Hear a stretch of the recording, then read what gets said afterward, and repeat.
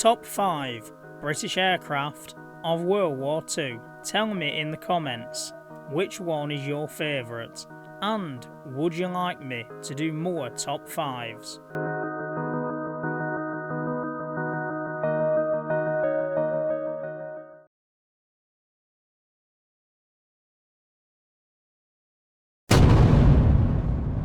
The Swordfish first flew in 1934, outlasted its successor, and was still in production in 1945. In all, around 2,300 were built for the Fleet Air Arm, Royal Air Force and Royal Canadian Air Force by Fairey and Blackburn. The lumbering stringbag played a pivotal role in the legendary destruction of the battleship Bismarck, and destroyed the major surface units of the Italian fleet at Taranto in November 1940. And did you know that was the inspiration for the attack on Pearl Harbor, 1 year and 1 month later?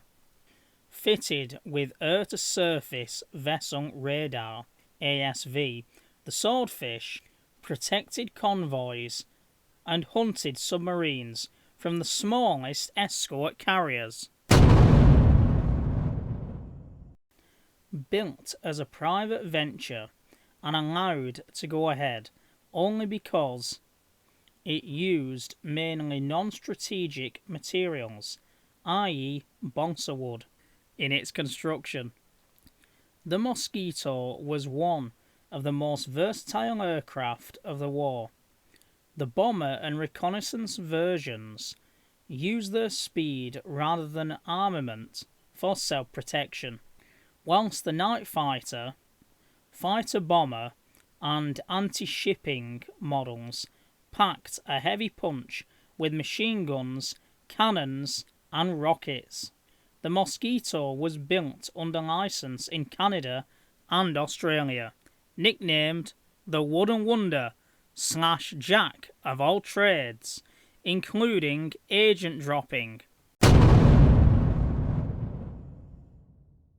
The Supermarine Spitfire is the icon of RAF Fighter Command and the Battle of Britain, which lasted from July the 10th to the 3rd of October 1940.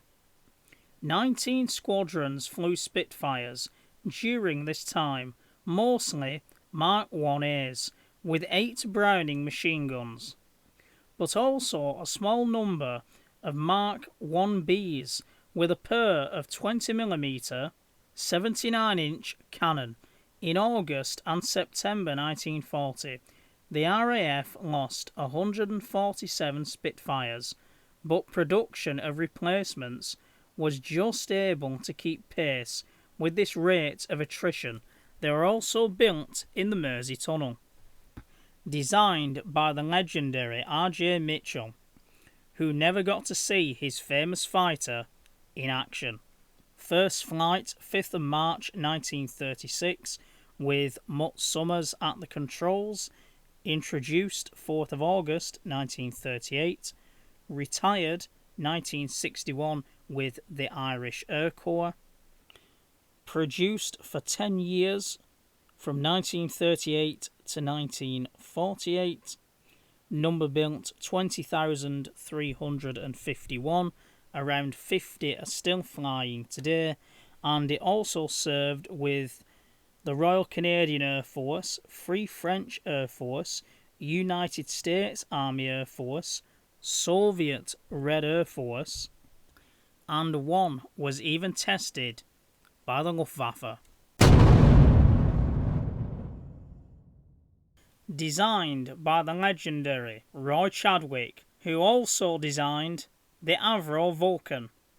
The Avro Lancaster was the best of the RAF's 4-engined heavies, and the best remembered derived from the underpowered Manchester bomber, which had twin engines, neither of them reliable, and first flew in July 1939, introduced in November 1940.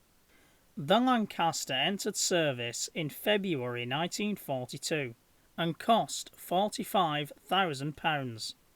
Able to fly higher and further than the Halifax or Stirling, it became the mainstay of RAF Bomber Command. It proved adaptable to various special weapons, including the role that it is best remembered for, the upkeep bouncing bomb, with 617 Squadron, the Dambusters, and post-war was used by the United Kingdom, Canada and France. It was also made in Canada, and it was in service into the 1950s, replaced by the maritime patrol aircraft, the Avro Shackleton, and Vulcan bomber.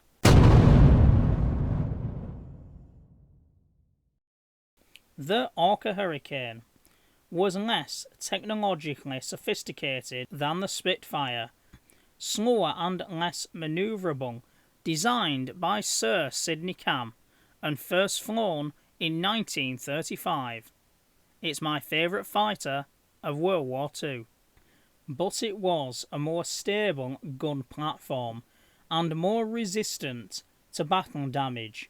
Most importantly, it was more numerous, with 1,715 in service between July and October 1940.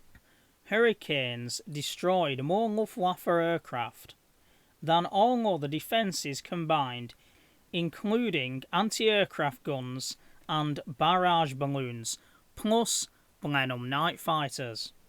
Fuselages were fabric covered over a metal tube and wooden structure. Later versions, such as the Mark II-C night fighter and fighter bomber. Later in the war, the Mark I-A Sea Hurricane appeared, modified by General Aircraft Limited. They were carried by CAM ships, catapult-armed merchantmen. More than 80 were modified to be fired from ships' catapults, but once fired, they could not land back on deck, so the pilot would have one of two options: bail out or ditch as close as possible. They also served in Russia and later versions with the Portuguese Air Force until the mid-1950s. I could have picked any of the next aircraft for number 5, the Supermarine Walrus amphibious aircraft, designed by R.J. Mitchell and first flown in 1933. It was considered the eyes of the fleet, and also saved many a downed pilot in the air-sea rescue role from 1941 onwards. It was produced from 1936 to 1944, with 740 produced. Prime users: Royal Navy, Irish Air Corps, Royal Air Force, and Royal Australian Air Force, as well as many other navies. There are only 3 surviving aircraft, one which is based at the Fleet Air Arm Museum at Royal Naval Air Station Yeovilton in Somerset, one at the Royal Air Force Museum, London, formerly known as Royal Air Force Hendon, and Hotel Delta 874 is kept at the Royal Australian Air Force Museum at Royal Australian Air Force Station, Williams Point, Cook, in the state of Victoria. The Bristol Blenheim, one of my all-time favourite aircraft and a true jack of all trades. It was named after the city in New Zealand and was originally a civilian executive transport for Lord Rothermere. Designer was Frank Barnwell, a legend in aviation circles, and its first flight was April 1935. Introduced in 1937, it was retired with the Royal Air Force in 1944 and Finland also retired it in 1958. 4,422 were built.